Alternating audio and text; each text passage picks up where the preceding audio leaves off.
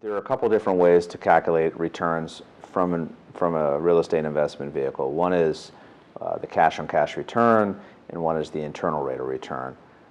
For most entrepreneurial investors, I highly recommend sticking with the simplest rate of return calculation, which is cash on cash. And that means, let's say I invest a proverbial bowl of potato chips into an investment.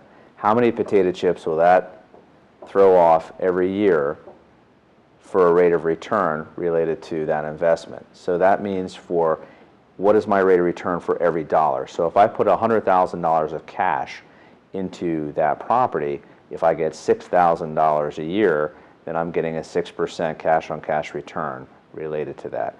Now, alternatively, more complex is the internal rate of return model of coming up with what your return rate is.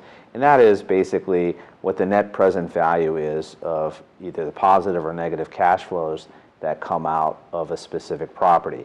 And that interest rate, whatever it comes out to be, needs to be, to get to your rate of return, that zeroes out whether negative or positive. So if it's the internal rate of return is higher than what your floor number is, then it's a good investment. If it's below that number, then it's not an investment you should be making.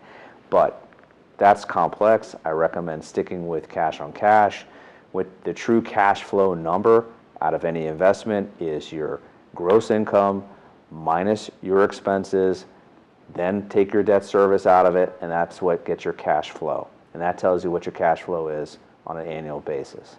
So I recommend you stick with that cash flow because the cash, what the cash on cash return is, because it's simple and it really tells you down to the bottom line what you're getting out of your investment.